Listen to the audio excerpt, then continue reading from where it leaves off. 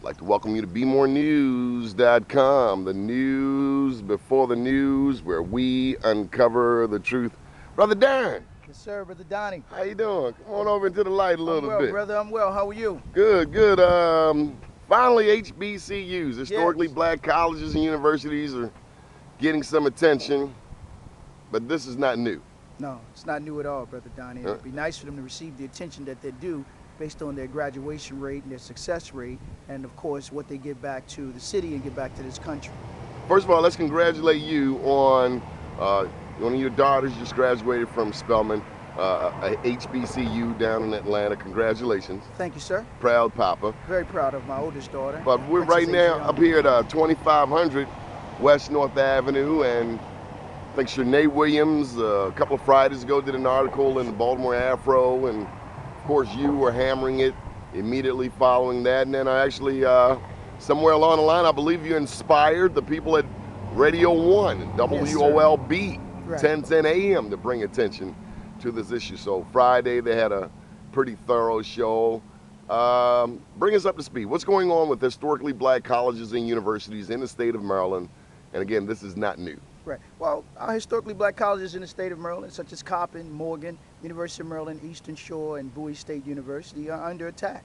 They're under attack from, of course, the highest levels of offices within the state of Maryland. The governor's office, the lieutenant governor who is there, as well as Speaker of the House, Michael Miller, and Michael Bush, of course, the head of the Senate and the head of the delegates. So we're looking at an attack by the four horsemen against our institutions, and we have to fight for their survival. Well, to the WOLB and Larry Young, to their credit, they called out Frank Reed on HBCUs, the Reverend Dr. Dan at Bethel.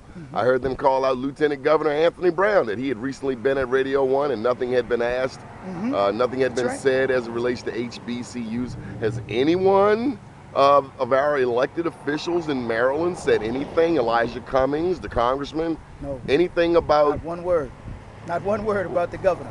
Not one word about the University of Maryland. And know that if the governor did not want the takeover, the makeover, or the rape over of our institutions, which they use, of course, politically correct language, what they say, the merger or submerging of our HBCUs into the University of Maryland system, then, of course, if he did not want this to take place, then know that it would never would have been introduced. There would never have been any discussion regarding, again, our HBCUs being irrelevant in the 21st century of this new millennium. Well, Brother Daren, I'm a little confused because I believe it was last Wednesday when the president was in Ireland, Wednesday or Thursday, and the governor, Martin O'Malley of the state of Maryland, put out a press release speaking to the historically close relationship between African Americans and the Irish. But what could be what's more important to African Americans than an education? Well, I mean, if you're really close with me, then surely you know our needs. Yes, that's right. Sure. And if you understood our needs, you would be sensitive to our needs. And when you look at 90 days of a legislative session in which this governor spent most of his time in Washington, D.C., more so than he did in Annapolis. I didn't say that. The Baltimore Sun said that. And many of our black delegates and senators failed, unfortunately, to sound the alarm that our systems were under attack and our institutions were under attack. So I have to commend the little sister Shanae Williams for writing the article and then the Afro placing it on the front page, because I've never seen it on the front page of the Afro before. So, you know, out of the mouths of babes, and clearly shows that the pen is mightier than the sword when we could have a baby, in a sense, who 5 years ago may have been in college or been in high school herself when all of the discussions really begin, and our elected officials should have sounded the alarm. It's obvious to her. It's obvious to her. But to the elected officials with 10, 20 years in public office, being activists, no word whatsoever. Not one word. No, you know, they meet every October or November for their, I believe it's the Legislative Black Caucus weekend,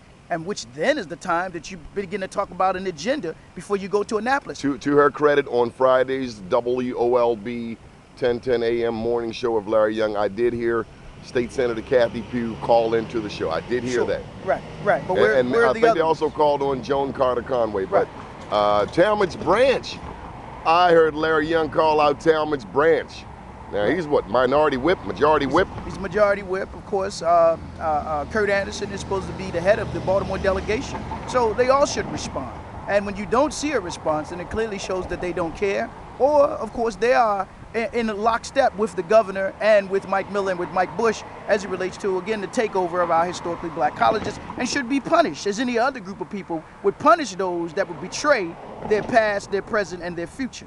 Let me also give credit to the president of Morgan State University, Dr. David Wilson. I have heard him speak out on the issue. What's baffling is that there's been a relative silence from the historically black colleges and universities. Other than Dr. Wilson, I have not heard anything from any college president whatsoever. And I'm wondering, are they suffering from the same egomanias, the egos stuff that our preachers are suffering from, considering I think Dr. Tyrone Powers recently said on our show that there are 2,000 churches and 1,600 liquor stores in the city of Baltimore. So 2,000 churches, but a campus as beautiful as this is in jeopardy. Yeah, it's in jeopardy. So I just don't understand. They have to stand up in this time and this hour, and they have to be willing to speak. Because as the old saying goes, the only thing necessary for evil to flourish is when good men say nothing and do nothing. And the takeover and the makeover and the rape over of our historically black colleges, which are more relevant today than they were at the turn of the century, because with all of the research and the demographer study, blacks will be the majority population along with Hispanics in the state of Maryland. That's an even more need for historically black colleges. Well, maybe we need to elect some Latino elected officials, because the black ones don't seem to bring back the bacon. Well, and we make a lot of apologies and a lot of excuses for other people's agenda. I mean, in Annapolis, not that we have an opinion one way or the other, but gay marriage seemed to be the top of the governor's agenda.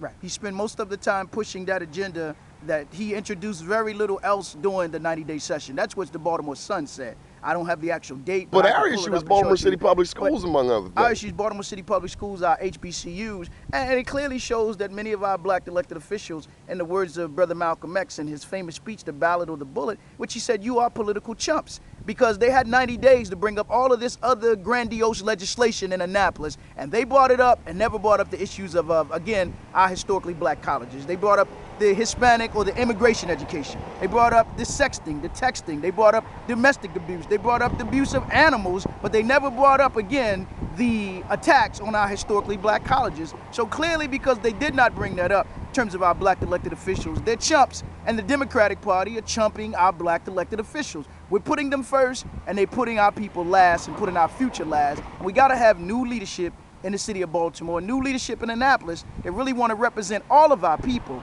in terms of the classes and the masses, and definitely represent our historically black colleges. I got to pose this to you. As I'm looking across the street here at the 2600 block of West North Avenue, I grew up 3 blocks south of here. And today, Coppin's campus is expansive. Goes all the way up to Mondawmin, and they're going to go from up here at Warwick Avenue and all the way down to Dukeland and take the houses all the way back.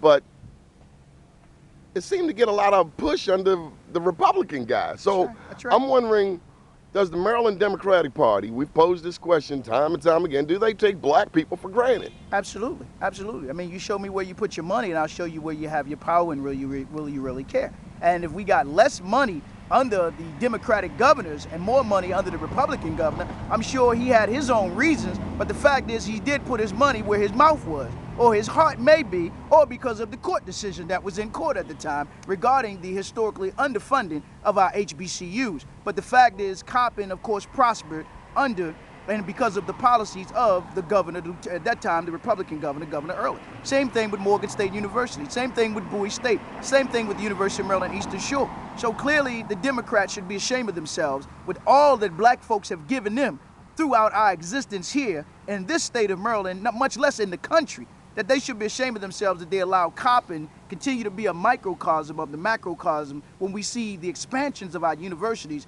but right outside of our colleges, we see the communities falling apart. So the Coppin students are under threat even when they walk off of the campuses, because of the vast majority of citizens still live in a world of poverty and want right off the campuses of our historically black colleges as well in the city of Baltimore. One last thing. I'm going to step in some dangerous territory. You know I'm a fan of President Barack Obama. I know that you're not necessarily the fan that I am, but as this president gets prepared for re-election, I understand the national Democratic agenda, But when I look at the Democratic agenda on a statewide level, black people keep getting pushed to the back of the line. Right. Will this president have to do more this time around? Say more, offer more, be more direct to the African American community to get another 4 years? But I think the African American community very much stepped forward. Mm-hmm. That's right. And helped him to get there. Historic But for 4 more years, and I'm looking around the city of Baltimore, we've got vacant homes, the worst public school system in the state next to Prince George's County, which is black, which always votes Democrat. High unemployment, 50% unemployment of young black men in the city of Baltimore. Home foreclosures, the highest in the country in terms of in the black communities in Prince George's County and Baltimore City and the Sandtown Winchester community.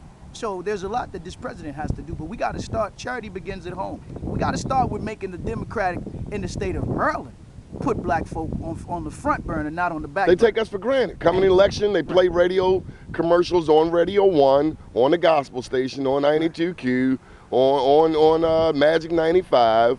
They, vote for this person, vote for that person. What do we get for our vote? Right. Well, that's the question. If you didn't get anything after, of course, voting 4 years ago or 3 years ago. So why do they keep appealing to us then? Right. Well, because we're like children. And oftentimes children don't know what's in their best interest. But you told me insanity is doing the same thing and expecting a different result. Absolutely. I'm not doing the same thing. It's insanity or it is an illusion of inclusion. And when we look at, we're losing more of our gains than we had, of course, coming out of the 60s and the 70s right now. So again, it goes back to leadership with the vision and leadership that's willing to be honest with our people. And our people have to be willing to be honest with themselves. What have we gotten out of our support for a Democratic governor? And what have we gotten out of our support for, again, the support, overwhelming support, historic record support and record turnout for our support of President Barack Obama? It's no different than what any other group will ask. It's no different than what the members of the Jewish community just asked with the advent of the APEC conference. It's no different than what the Hispanics will ask. It's no difference of what the lesbian, gay, trisexual, transgender, bender community will ask. It's no different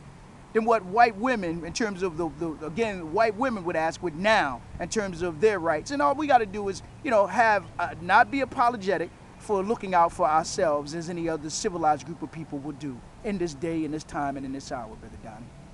Any final thoughts, big brother? Just want to thank you and Be More News, of course, for continuing the work that you're doing. And on my last point, got to bring it on back home in Baltimore City. Had a chance to hear the mayor on Radio 1 interview last week, talking about the issue of water bills in the city of Baltimore, and had the audacity when asked the question by Coach Butch McAdams, why, if somebody owes a water bill and they have not paid, why not just turn the water off? Give them an opportunity to pay the water bill, then you turn the water back on as BG&E does, or as Comcast Cable does. They don't come and take your whole damn house because you owe a cable bill. They don't come and take your whole house because you owe a BG&E bill. What'd she say? She said that would be inhumane to cut their water off, as if she don't think that it's inhumane to take their house. So it lets you know she really got a problem with her thinking or with her logic or with her values, or she really just does not care. Let me get this right. It's better for me to just take your house than to cut your water off. Better to take your house than to cut your water off. So it's better for me to make you homeless right. Than to cut your water just off. cut your water off. That's right. Yeah, this is what she said. This was her response. How is it better for me to be homeless than to be thirsty? Did I miss something? No, you didn't miss anything. You can add 1 and 1 is 2. Obviously, she's doing this new math that comes out of City Hall in terms of their policies, that if I just can't just get your house, but I want your neighbor's house, or maybe your next door neighbor's house, because we want to create this land banking institute in the city of Baltimore, and we need several houses on that block, not just one. Did I not hear Comptroller Joan Pratt on the radio say that she was paying $800 for water? So she got a bill for $800, and there are institutions such as the University of Maryland and other hospitals and other institutions that have not paid a water bill in 20 years in the city of Baltimore. So they get free water? Free water. But you're going to take my house if I don't pay my water bill. That's right. That's right. But never threaten to take their institutions downtown or to padlock their institutions downtown Are people, because they don't pay a water bill. Well, let me ask you this. I don't know.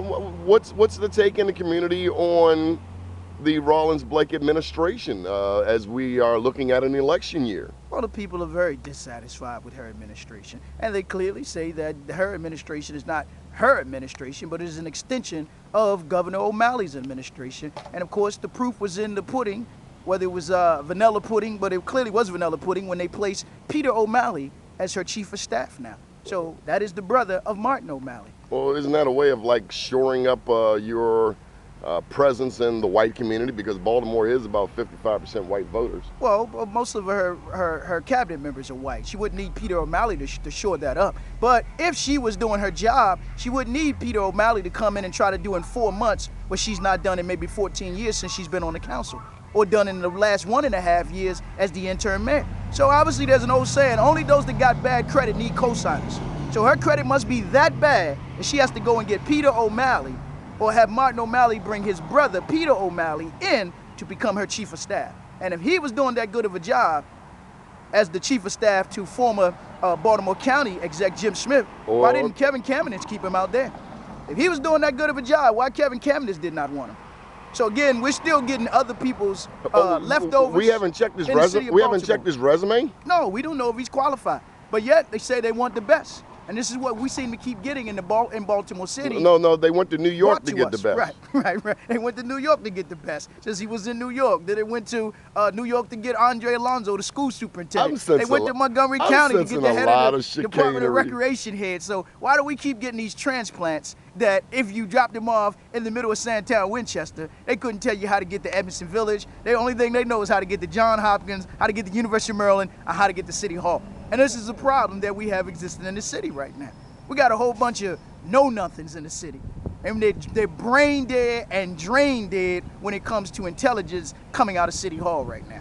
It's evident with what we see going on in the city. We thank you for being so well-read, so well-studied, for keeping our community constantly abreast on issues locally, statewide, nationally, internationally. Big ups to the one and only Daren Muhammad. Tuesday. Love you. Love you back. Tuesday through Saturday, 12 noon, WFBR, 1590 AM. We got to get those guys on the web, man. We got to get them on the web. Soon. We got to go World Wide Web. Yes, sir. Peace. Keep watching BeMoreNews.com, the news before the news, where we uncover the truth.